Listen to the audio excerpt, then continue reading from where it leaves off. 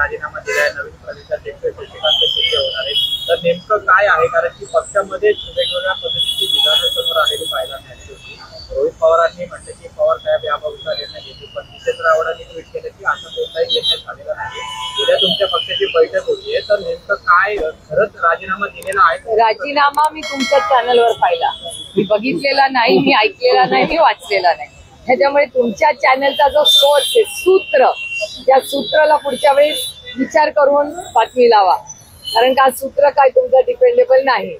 त्याच्यामुळे आणि तुमच्या क्रेडिबिलिटीचा प्रश्न आहे, कारण मी तरी कुठलाही राजीनामा ऐकला नाही, वाचला नाही, चर्चाही नाही. आणि पक्षाची मीटिंग उद्या आहे, त्याच्यात तुम्हाला कळेलच. पण जयंत पाटलांशी बोलणं झालं असेल ना तुमचं?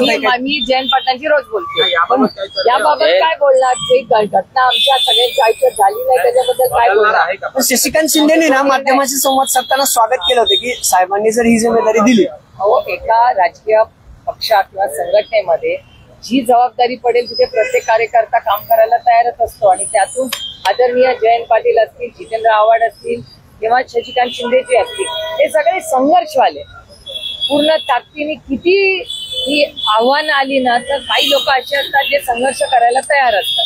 त्याच्यामुळे त्यांनी संघर्ष कालही केला, आजही करतील आणि उद्याही करतील. राजीनाम्याची चर्चा ही विरोधकांकडून करण्यात आली असं वाटतं. मी तुम्हाला सांगू, ज्या गोष्टीत वास्तव नाही त्याच्यात कशाला वेळ घालवायचा? आपण प्रवीण दादा आहेत, आपल्याला ट्रॅफिक आहे, एवढे मोठे महागाई, आज सगळे काहीतरी हॉटेलियरचं मला पत्र आलंय, काय बंद आहेत का आज?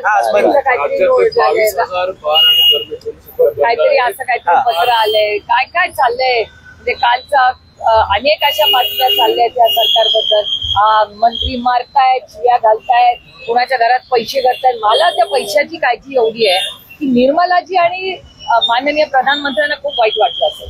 याचं कारण असं की सातत्याने निर्मलाजी आम्हाला सांगतात कॅश पासून दूर राहा, सगळं डिजिटल करा. आणि जी नोटबंदी झाली, त्या नोटबंदीचं काय झालं? त्याच्यामुळे मला वाईट एवढ्या गोष्टीच वाटतंय की आमच्या निर्मलाताईंनी खूप विश्वासाच्या नात्याने ब्लॅक मनी या देशातून हद्द पार करण्यासाठी नोटबंदी आणली.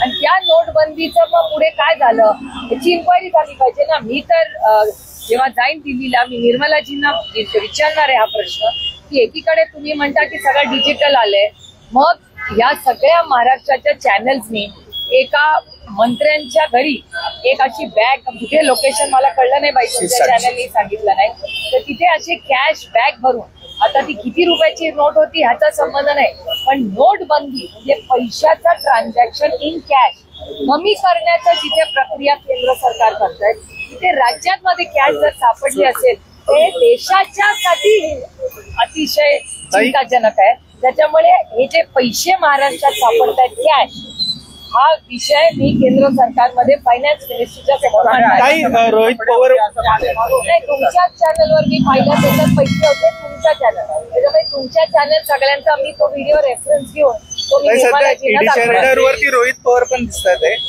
त्यांच्या ज्या दाखल पत्रामध्ये त्यांचं देखील नाव आलेलं आहे. काय वाटतं याच्याबद्दल? Political target is obvious. तुम्हाला आठवत जर असेल, काल मी होता का नाही रोहितच्या प्रेसला मला माहिती नाही, पण पहिली जी लिस्ट आली मला वाटतं 60 का 70 लोकांची, त्याच्यात रोहितचं नाव नव्हतं. आणि त्या 60-70 लोकांची लिस्ट तुम्हाला रोहितने दिलेलीच आहे परवा. ते सगळे आज कुठल्या ना कुठल्या पद्धतीने भारतीय जनता पक्षाशी जोडलेले, म्हणजे जे ओरिजिनल ज्यांच्यावर आरोप झाले ते गायब, आणि ज्यांच्यावर झालाच नाही त्यांना सीबीआय, ईडी का काय प्रश्न आहे. त्याच्यामुळे रोहितला ज्या पद्धतीने टार्गेट केलं जात आहे, तो विरोधी पक्षात आहे म्हणून तो टार्गेट. एक तर तुम्ही रोज त्याला चॅनलवर सकाळी दाखवता, तो रोज या सरकारची पोलखोल करत असतो, रोज एक तरी भ्रष्टाचार तो रोज सकाळी 10 वाजता या सरकारचा काढतो.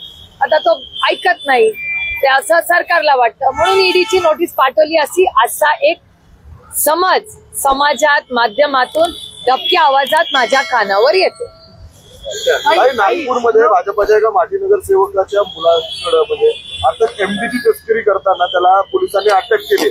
माजी नगरसेवक आहे, भाजपचे मुलगा आहे. मी तुम्हाला खरं सांगू का, ड्रग्सच्या बाबतीत हे सरकार अजिबात सिरियस नाही, हे सातत्याने आपल्याला दिसतंय. कॅश असेल, ड्रग्ज असेल, भ्रष्टाचार असेल, हे सातत्याने या राज्यात मी स्वतः अनेक वेळा माननीय मुख्यमंत्र्यांना विनंती केलेली आहे, पत्रही लिहिलेलं आहे की ड्रग्सच्या बाबतीत तुम्ही जर एक स्टँड घेणार असाल तर सगळे आम्ही राजकीय मतभेद टाकून महाराष्ट्र ड्रग मुक्त करण्यासाठी जे काय करायला लागेल आम्ही ताकदीने तुमच्या बरोबर माणुसकीच्या नात्याने उभं राहू. पण तसं होताना दिसत नाही. दुर्दैव आहे की सत्ता आणि जो सत्तेचा गैरवापर, सत्ता ही कशासाठी असते? लोकांच्या आयुष्यात एक चांगला बदल घडवण्यासाठी. पण या 1-6 महिने वर्ष जेव्हापासून हे सरकार आले, सातत्याने सरकार हे सर्वसामान्य मायबाप जनतेच्या विरोधात आहे आणि फक्त त्यांच्या काय 100-150 ते लोक निवडून आले, फक्त त्यांच्या बाजूनीच निर्णय असतात. तुम्ही कुठलाही निर्णय काढून नका. तुमच्या मतदारसंघातले संजय जगताप आहेत, ते आज भाजपमध्ये प्रवेश करणार आहेत. आज त्यांचा मेळावा आहे, कार्यकर्त्यांचा मेळावा आहे. एकमेव असलेले माजी आमदार जे तुमच्या सोबत होते ते सुद्धा आता भाजपमध्ये जात आहेत. 6 विधानसभा मतदारसंघामधले जे तुमचे सहकारी होते ते आता भाजपमध्ये गेले. तुमचं म्हणणं अगदी बरोबर आहे. माझ्या लोकसभा मतदारसंघात आज भारतीय जनता पक्षात 100% काँग्रेसवाले, ते 100% काँग्रेस ती म्हणजे ती बीजेपी इंटू ब्रॅकेट काँग्रेस आहे. सगळे काँग्रेसमधले जे अनेक वर्ष काँग्रेसमध्ये उत्तम काम केलेली लोक आहेत, संजय जगताप असतील किंवा संग्राम थोपटे असतील, राहुल कुल असतील, प्रवीण असतील, हे सगळे त्यांच्याबरोबर माझे 5 दशकाचे कौटुंबिक संबंध कालही होते, आजही आहे. त्यांचे सगळ्यांची माझं तर नातं अतिशय प्रेमाचं आहे, कारण का आमचे कौटुंबिक संबंध राहिले. पण हे सगळे कधी ना कधी काँग्रेसमध्ये होते. आज ते सगळे भारतीय जनता पक्षात आहेत.